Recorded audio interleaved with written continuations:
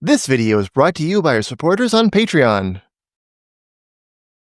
All over the world, cities are trying to make biking safer. But one design that's totally normal in Bike Utopia, the Netherlands, still causes confusion and even outrage elsewhere. Montreal built a new bike intersection recently, and people online were not happy. It's an anti-car labyrinth. Borderline anti-human. A road or an acid trip. All that's missing is an ambulance parked on standby 24/7. Defenders of this disaster? Eco-fascists? Okay, that's enough internet for today. Shut it all down. This is a Dutch-style protected bike intersection. I'll admit it does look a little confusing and weird the first time you see it, but it's completely standard in the #1 cycling country in the world, which I can promise you also has plenty of cars. If you've never tried biking through a normal, unprotected intersection with cars, it can be chaotic, confusing, and conflict-prone, especially if it doesn't have any designs for bikes, and especially those suburban monster intersections. You can have drivers turning across your path when you want to go straight. If you want to go left, do you leave the bike lane to join the left turning lane for cars? Or do you try to do an awkward turn on the other side? Sometimes there's not a lot of space to wait and you worry about crowding out pedestrians. Oh, and do you follow the early walk signal like this, or do you wait for the green light for cars? Many intersections are scary for pedestrians, but even more are scary for bikes. Intersections are a common argument from advocates of vehicular cycling, people who oppose bike lanes and think cyclists should act like cars and ride in traffic. There's no ambiguity if you ride in the car lane and follow the script for drivers, they say. Maybe, but riding in traffic sucks, especially heavy traffic. Very few people want to do that. That's just not a recipe for making cycling broadly accessible. There are lots of ways to make intersections more bike-friendly. You can paint a space to wait or turn. You can give cyclists their own light to get a head start on traffic. But most exciting is a complete transformation of the intersection like this. The goal is to give cyclists more space, protection, and predictability. It's basically extending the concept of a protected bike lane through the intersection, instead of stopping right before. You can find these scattered around different cities. We saw a handful in Chicago, here's one in Vancouver, and there are also a few in the Boston area.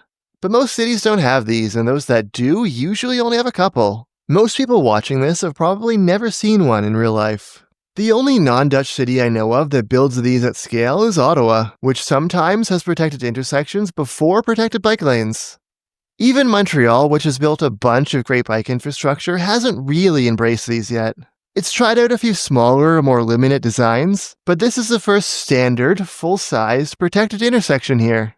The fact that these are still a novelty in most cities is bad. Intersection design is really important. You can't just build bike lanes on the straightaways and call it a day. Here's a pedestrian intersection near a school in Montreal. As part of a bigger traffic calming plan, they built these little islands in the intersection for the kids walking. They help in a few ways. They give kids more space on the sidewalks. They shorten the distance it takes to cross, from 12 meters down to 7.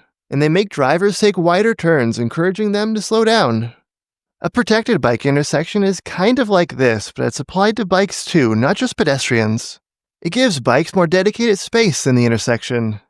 The distance to cross is shorter. Bikes spend less time in places where cars can also be. Drivers also have to make their turns wider and slower. This intersection has traffic lights instead of stop signs. Notice how much further back drivers wait to go?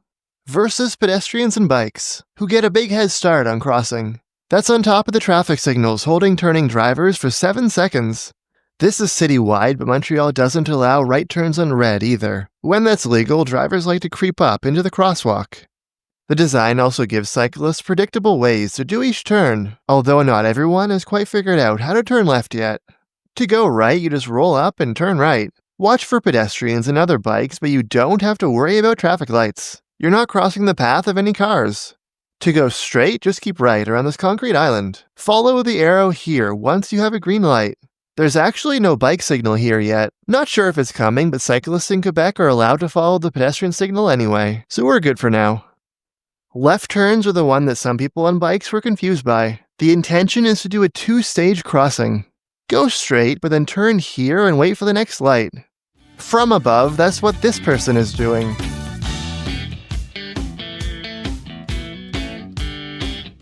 How did people mess this up?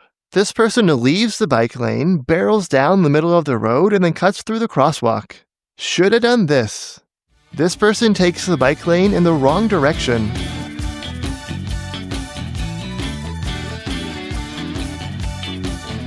He did this when he should have done this. That's just one hiccup on the new intersection. Aside from that, everything seemed to work pretty smoothly, even from drivers. Even if you don't understand the reason for the design, obey your traffic signals and don't run into the concrete things should be easy to follow. In rush hour, I was happy to see cyclists do a good job of leaving space for pedestrians. This particular location is the intersection of two bike routes. One sees a ton of bike traffic and moderate car traffic. The other is an arterial with an old two-way bike lane that would weave in and out of parks and side streets, even through children's play areas. It got you across the city but didn't meet the standards we have today. So they're rebuilding it with wide one-way bike lanes all the way down the same street. This is the first standard, full-size, protected intersection in Montreal, but a few other intersections in the past 5 years were heading in this direction. This small intersection was the first test of the concept, I think, back in 2020.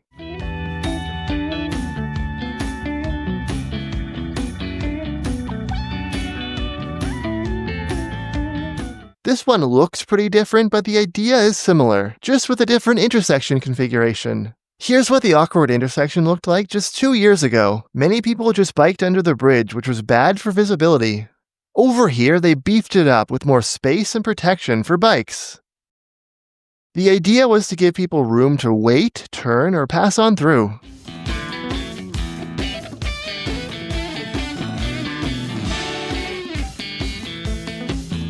The other interesting intersection is just down the road from the one covered at the beginning. In 2019, the area looked like this. One two-way bike lane coming down from the north, and another one east-west that awkwardly curled into the park. There just wasn't that much space for bikes here. Then the street was redone to protect the bike lane and create an intersection in the edge of the park. They left this opening here because, in a few years, this two-way bike lane will be expanded into separate one-way bike lanes. Like mentioned before, this isn't exactly the standard protected intersection due to the different street configuration. But it looks great, there's a bunch of space for bikes, and it feels natural and easy to use.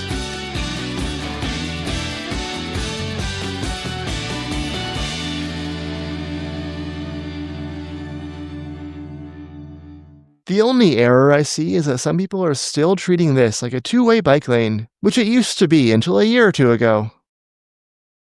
The responses on social media are beyond deranged, obviously, but I can relate to finding protected intersections a little weird the first time I came across them.